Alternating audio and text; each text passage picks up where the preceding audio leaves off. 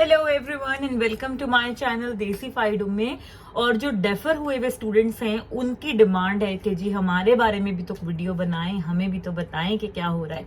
तो जो डेफर्ड वाले हैं उनसे पहले आज मैं बात करती हूँ। तो देखें जी, डेफर्ड वाले तमाम स्टूडेंट्स वो हैं कि जिन्होंने जनवरी इनटेक के लिए अप्लाई किया था या फिर अब मई इनटेक के लिए अप्लाई किया था और वो डेफर हो गए। ठीक है, ज्यादा मेजोरिटी उन्हीं की है जो जनवरी इनटेक से डेफर हुए हैं सितंबर इनटेक के लिए। तो अब वो ये पूछ रहे हैं कि हमारा क्या प्रोसीजर है, क्योंकि उनको बाज ऐसे थे कि जिनको तब ऑफर लेटर मिल गए थे और ऑफर लेटर मिलने के बाद उन्हें डेफरमेंट की मेल आई थी। तो मैं आपको हर सिनेरियो से समझा देती हूँ कि डेफर वाले स्टूडेंट्स का क्या सीन बनेगा। सबसे पहली चीज जो आपने अंडरस्टैंड करनी है वो ये कि डेफर्ड स्टूडेंट्स का जो पिछला ऑफर लेटर था, जो अगर आपको मिला था, कंडीशनल था या अनकंडीशनल था, जो भी था, वो आपका अब वैलिड नहीं है। आपको नया ऑफर लेटर इशू होगा, ठीक है, और नया आपका कैश लेटर आएगा। अगर आपकी डेफरमेंट ऐसे हुई थी कि कैश आपको मिल गया था या उसके बाद आपका कोई इश्यू बना, आप नहीं ज्वाइन कर सके और अब आपने सितंबर इनटेक में आना है, तो भी आपको नया कैश ही इशू होगा। अगर आप प्री ड्राफ्ट पर थे, यानी कि आपको ड्राफ्ट कैश आ चुका था और फिर डेफरमेंट हुई है, तो भी आपको नया कैश ही इशू होगा। ठीक है, क्योंकि उस पर डेट्स आपकी चेंज होंगी, आपका ड्यूरेशन चेंज होगा डिग्री का। तो ये सारी चीजें हैं। नया ऑफर लेटर आएगा। आपने जो अपने फंड्स मेंटेन किए थे, अगर आपने हिला लिए हैं या निकाल लिए हैं, आपने कुछ भी किया है, या अगर आप उस स्टेज तक पहुंचे ही नहीं थे कि अभी आपने फंड्स रखे हों, तो मैं आपको यही मशवरा दूंगी कि सितंबर इनटेक अगर आपने लेना है तो आपने जून जुलाई में अपने फंड्स रख लेने हैं। कोशिश करें 1 जून से आप अपने फंड्स मेंटेन करने शुरू कर दें और उसके ऑनवर्ड आपके मेंटेन रहें, क्योंकि बाज यूनिवर्सिटीज ऐसा करती हैं कि वो जो डेफर्ड स्टूडेंट्स होते हैं पहले वो उनको ऑफर लेटर वगैरह इशू करती हैं। तो अगर वो आपसे अर्ली ऑन मांग लेते हैं आपकी बैंक स्टेटमेंट मैच्योर्ड, तो फिर ये कि आपके पास इनफ टाइम होगा और आपकी बैंक स्टेटमेंट रेडी हो चुकी होगी। तो इसलिए जितने भी डेफर्ड वाले मुझे देख रहे हैं, आपने 1 जून से आपने अपनी स्टेटमेंट मेंटेन करनी शुरू कर देनी है स्टडी वीजा के लिए। ठीक है जी। अब इसके अंदर आपने अगर आइल्स दिया था या कोई भी इंग्लिश लैंग्वेज का टेस्ट दिया था, जो कि अगर आपका 2 साल उसकी वैलिडिटी थी और सितंबर तक वो वैलिड है, तो फिर आपको नए सिरे से देने की जरूरत नहीं है, आपका वही वाला काउंट होगा। अगर आपने ऐसे यूज किया था कि वो एक्सपायर हो रहा है, तो फिर आपको सितंबर इनटेक के लिए न्यू देना पड़ेगा। इंटरव्यू की बात कर लेते हैं। ठीक है, जो लोग अपना क्रेडिबिलिटी इंटरव्यू दे चुके थे, क्लियर कर लिया था, वो बहुत ज्यादा ये सवाल पूछते हैं कि हम डेफर हो गए इंटरव्यू के बाद, तो क्या हमें दोबारा से देना पड़ेगा या वही हमारा यूज हो जाएगा। तो बहुत सारे केसेस में ऐसा होता है कि यूनिवर्सिटी उसी इंटरव्यू की बेस पे आपको दोबारा से ऑफर लेटर इशू कर देती है और आपको नया इंटरव्यू नहीं देना पड़ता। लेकिन कुछ केसेस के अंदर यूनिवर्सिटीज जो होती हैं वो दोबारा से आपसे डिमांड करती हैं और आपको नए सिरे से इंटरव्यू देना पड़ता है। ठीक है, कुछ भी हो सकता है, लेकिन मेजॉरिटी ऑफ द टाइम्स ऐसा नहीं होता और वो आपका एक ही इंटरव्यू आपका काउंट हो जाता है। उसके बाद सवाल ये आ जाता है कि जी डेफर्ड वाले जो हैं क्या उन्हें कैश पहले मिलेगा। तो देखें, इस चीज की कोई गारंटी नहीं दे सकता आपको। अगर कोई आपको ये कह रहा है तो वो आपके साथ सरासर गलत बयानी कर रहा है और झूठ बोल रहा है। ऐसा कुछ भी नहीं है। यूनिवर्सिटीज में ये कोई सिस्टम नहीं है कि जो डेफर हो गए थे उन्हें पहले मिलेगा और जो इन्होंने अब इस इनटेक में अप्लाई किया उन्हें वो बाद में देंगे। कोई प्रायोरिटी सर्विस यहाँ पर नहीं चलती है, यहाँ पर मेरिट चलता है। ठीक है, अब अगर जिन्होंने ताजा एडमिशन अप्लाई किया है उनमें अगर आपसे ज्यादा केपेबल कैंडिडेट्स मौजूद हैं तो वो उन्हें प्रेफर कर लेंगे।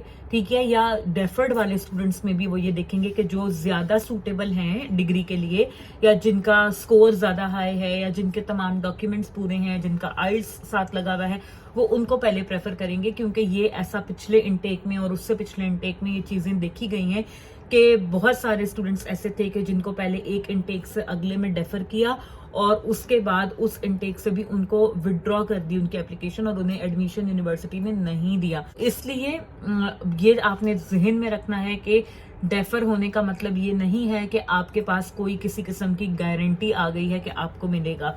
हाँ, अगर आप इस स्टेज पर डेफर हुए थे कि आप प्री कैश की स्टेज पर थे या ड्राफ्ट कैश आपका आ चुका था, तो तब आपके चांसेस ज्यादा हैं कि आपको कैश मिलेगा और ये भी पॉसिबल है कि आपको जरा अर्ली ऑन कैश मिल जाए।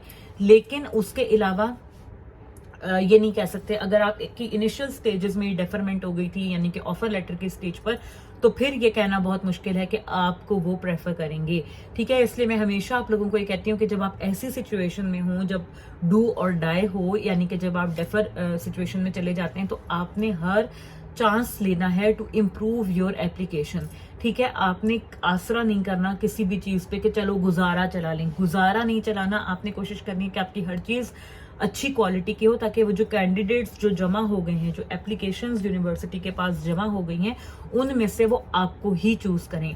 तो उसको आप कैसे इंप्रूव कर सकते हैं? उसको आप ऐसे इंप्रूव कर सकते हैं कि अगर आपने पहले जो है वो कोई अपनी पिछली डिग्री की प्रोफिशिएंसी लगाई थी या कोई लैंग्वेज सर्ट वगैरह यूज किया था, तो अब आप कोशिश करें कि आप आइल्स दें, ठीक है, आइल्स लगाएं साथ में, तो वो आपको जरा सा अहेड ऑफ द गेम ले जाएगा, ठीक है, आपको वो क्यू में जरा सा आगे कर देगा। उसके बाद आपके एकेडमिक रिकॉर्ड्स जिन स्टूडेंट्स के अच्छे हैं, जिनकी परसेंटेजेस अच्छी हैं, साथ में उन्होंने आइल्स दिया हुआ है, ऐसे स्टूडेंट्स का चांस ज्यादा होता है, ठीक है। जिन्होंने इंटरव्यू में अच्छा परफॉर्म किया होता है उनका चांस ज्यादा होता है। और अगर पिछली दफा आपका इंटरव्यू नहीं हुआ था और आपको मिल गया था ऑफर लेटर, तो हो सकता है कि अब वो कैश देने से पहले आपका एक इंटरव्यू भी कर लें दोबारा से।